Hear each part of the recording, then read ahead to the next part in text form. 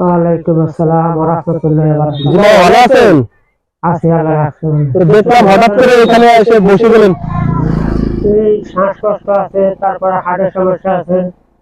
এই অসুস্থ শরীর নিয়ে বাইরে কা কামে রুজি না করলে তো খাওয়া যাবে না, বউ পোলা পায়। তারপর তো আগে একটু শরীরটার দিকে একটু নজর রাখতে হবে। আপনি যদি অসুস্থ হয়ে যাবেন তাহলে তো সমস্যা। এটা উপর আল্লাহ ইচ্ছা, আল্লাহ যদি। তারপরে এটা দেখলাম এটা ইনহেলার নিছেন মনে হয় না? শ্বাস নিতে কষ্ট হইতেছে মনে হয় না? আরে দেখি আপনার শরীরটা তো মানে একেবারে দুর্বল। আপনি একদিনে কত ইনকাম হয়, কত ভ্যান চালায়? 400-500, ঠিক নেই।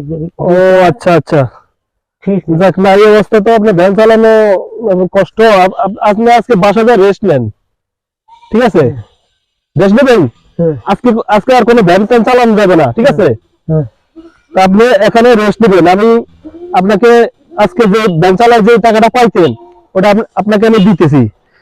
আজকে আর ভ্যান চালাবেন না, ঠিক আছে? ইনশাআল্লাহ। এই যে 500 টাকা দিলাম, নেন। এটা আপনি আজকে আর ভ্যান চালাবেন না, বাসায় চলে যাবেন।